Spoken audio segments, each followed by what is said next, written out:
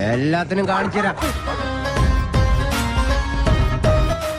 കല്ലും പുല്ലും അടിച്ചു നടക്കുന്ന കുറെ പറ്റിയാണ് ഈ ഒരു വീഡിയോ. ഇവന്മാർ ആരാന്ന് ചോദിച്ചു കഴിഞ്ഞാൽ ഒരു ഗ്യാങ് ഹൗസ് ഉണ്ടായിരുന്നല്ലോ. ഗ്യാങ് ഹൗസിൽ കുറെ കുണ്ടം പരിപാടികൾ നമ്മളെയാണല്ലോ മച്ചമ്പി ആണുണ്ടല്ലോ അനന്ത് വേണം. ഇവനെല്ലാം പറയുന്നത് കേട്ട് വിശ്വസിക്കാൻ നിൽക്കല്ലേ. ഇവനെല്ലാം പൈസ ഒക്കെ യൂട്യൂബിൽ വീഡിയോ ഇടുന്നതാ. അത് മഞ്ഞ വെച്ച് വീഡിയോ ഇട്ടാൽ ഓന് ഗുണമുണ്ടാകും. അതുകൊണ്ട് ഓൻ വീഡിയോ ഇടും.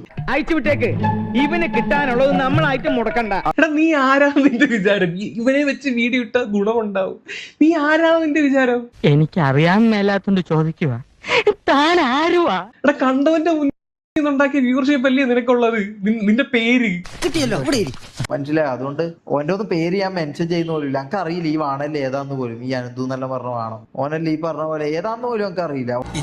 നീ മേടിച്ചോ? ആണെല്ലാം അതിനു വേണ്ടി നടക്കുന്നത്. ഇവന്റെ പേര് പറഞ്ഞിട്ട് വേണം എനിക്ക് റീച്ച് കൂട്ടാൻ. എടാ നിന്നെ പോലെ ഒരു പരനാറി പട്ടി എന്റെ പേര് പറയാതിരിക്കുന്നതാണ് എനിക്ക് നല്ലത്. ഈ പറയുന്നവൻ യൂട്യൂബറും സ്ട്രീമറും ആയ കഥ ഞാൻ പറഞ്ഞിരേണ്ട ആവശ്യം നിങ്ങൾക്കില്ലല്ലോ. എടാ തൊപ്പിയുടെ മുന്നിൽ 4 പേര് അറിഞ്ഞില്ലടാ നിന്നെയൊക്കെ. അല്ലാതെ നിന്റെ കഴിവ് കൊണ്ട് വല്ലതും കയറി വന്നതാണോ നീ? നിനക്ക് എന്ത് കഴിവാണുള്ളത്? ഇത്രയും വലിയ ഗതികെട്ടവൻ ഈ ലോകത്ത് വേറെ ആരെങ്കിലും ഉണ്ടാവും എന്റെ കർത്താവേ. ലൈവിനകത്ത് വന്നിരുന്ന് പെണ്ണുങ്ങളെ അപരാധിക്കുക, കഴിവ് നമ്പർ 1. വഷളത്തരം പറയുക, തണ്ടില്ലായ്മ കാണിക്കുക, തെറി വിളിക്കുക, റീച്ചിന് വേണ്ടിയിട്ട് ഷഡ്ഡി വരട്ട് ഡാൻസ് കളിക്കുക. ഈ നാണക്കേടൊക്കെ സഹിച്ച് നീ ജീവിക്കുന്നതിലും ഭേദം തൂങ്ങിച്ചാവുന്നാടാ. തൊപ്പി എന്ന് പറയുന്നവന്റെ അടിമക്കണ്ണ്. അതിലപ്പുറത്ത് നീ ഒന്നുമില്ല. നീ ഞങ്ങളുടെ അടിമയല്ലേ? ഇത് കഴിഞ്ഞിട്ട് പറയുകയാണല്ലോ.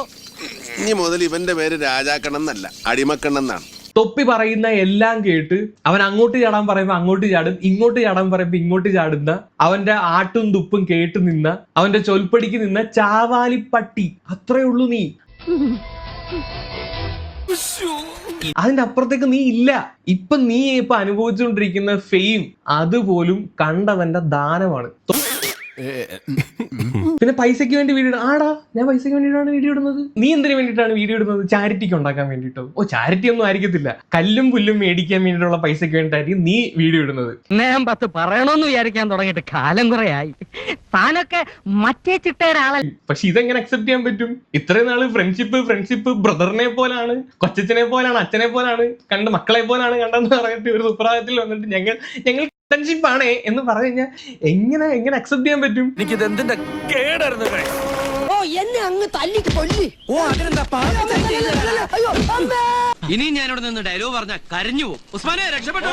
അനിയാ പോട്ടെ, അമ്പി പോനെ പോട്ടറ. അറിയൊന്നും വിചാരിക്കില്ലേ മക്കളെ, മാമനോടൊന്നും തോന്നല്ലേ.